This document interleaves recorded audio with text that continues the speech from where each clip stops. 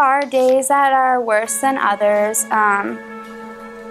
When I start to think and feel the impact and the devastation of my mania and how it impacted others, it's really hard for me because to affect the closest people in my life like I did hurts my heart.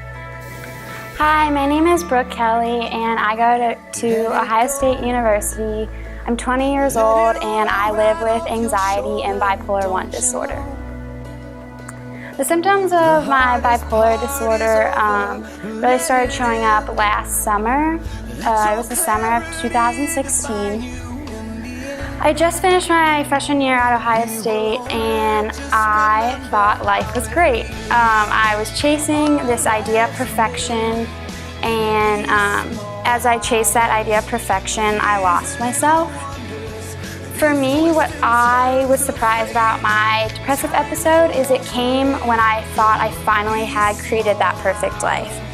I had gotten good grades at Ohio State, I'd gotten into the sorority I wanted, I felt like I had friends, I finally had the boyfriend I'd been crushing on for so long, and nothing could have been better. So I came home in May for the summer, and May was fine, and then June hit. And I started getting this really weird feeling in the back of my head. It was tingly, it was hazy, and at first I was just like, oh, I'm in some type of summer haze, I'm not sleeping enough, I'm not eating right, like I'm just gonna figure this out. And everyday stuff started to become hard to me. Driving to work became hard, and I felt like I couldn't get there safely. But I didn't tell anyone because I was trying to act like I was perfect all the time, and to tell someone that something was going on, and in my mind, it could have never been mental illness. I'm like doing my favorite thing, watching the Reds, and I'm hyperventilating on the couch. And my mom's like, sweetheart, like what's wrong? And I surrendered again at that moment, and I started crying, and I was like, and all my thoughts and what I was saying weren't very connected. Everything was kind of jumbled. Everything I was feeling, my mom was able to verbalize for me. And so my mom was like my friend and was like, okay, we're gonna figure this out, and like, if we let it go, it's gonna spiral. We need to get you to our family psychologist. You need to exercise, you need to eat right. Like, we're gonna get on this because you're going back to school in about a month. So she finally dragged me to the psychologist, and I remember that first meeting, and I sat there like this, and I probably said 5 words the whole session. And so we had a couple more sessions like that, and then they started to bring up the idea of medicine, and I was like, no, I'm not taking medicine because then something's really wrong.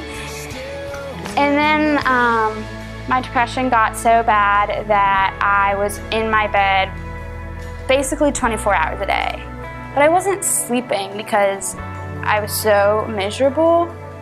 A good day for me was showering and eating 2 meals. So then we finally got a prescription, and like for a couple of days after the prescription, I wouldn't take the medicine, and I was just being very stubborn. Then I started taking the medicine, but it doesn't work for 4 to 6 weeks. So my psychologist, my mom, and I started having conversations about school, and they thought it was best that I take the semester off. So I decided to go to school, and within 4 days I was back home again.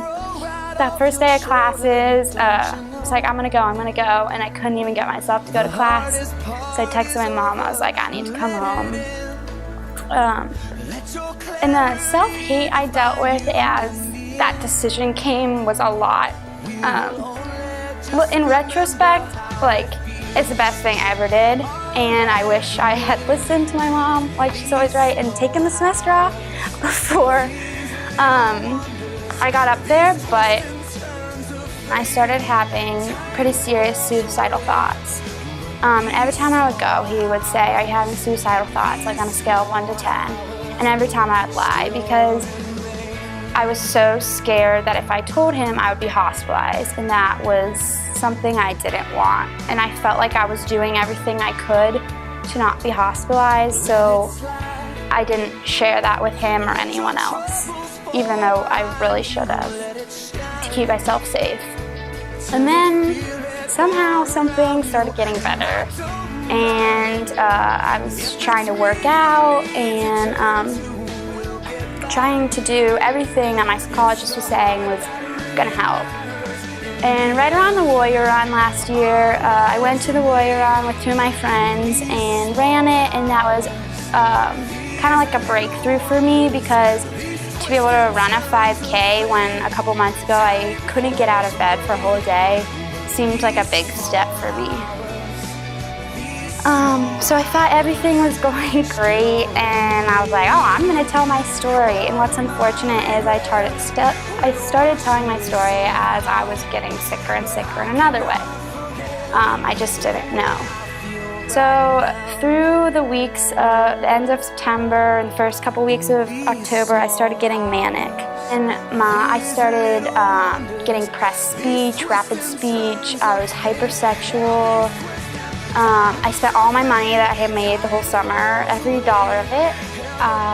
I got a tattoo, which I actually got the semicolon for mental health, which is a decision I probably wouldn't have made if I was healthy, but I love it, so it's okay.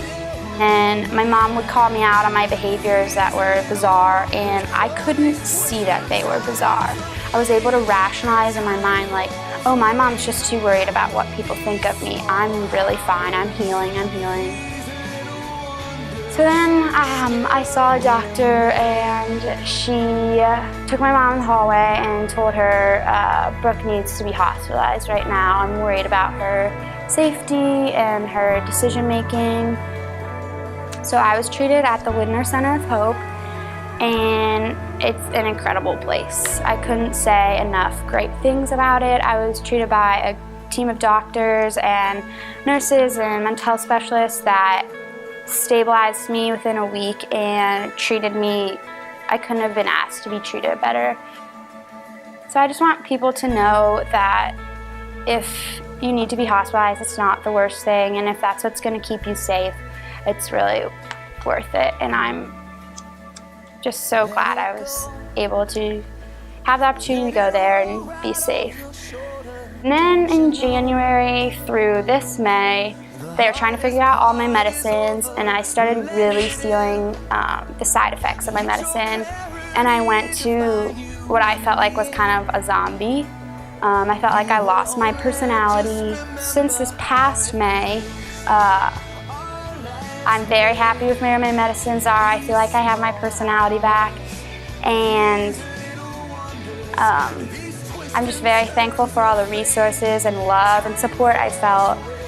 I also think it's important to talk about mental health so people know how their words affect other people every day. For me, one of my hardest words is when my friends and people in my life use the word psycho. Because of everything I've been through, and it seems like it's become such an everyday word that's used in conversation over and over. So I just think thinking before you speak and realizing how it can affect people is really important. If you're out there and working on yourself and seeing a psychologist or trying to get healthy, whatever that means for you, I just want to say I'm really proud of you, and I know how much effort it takes, and keep going, and there are better days ahead.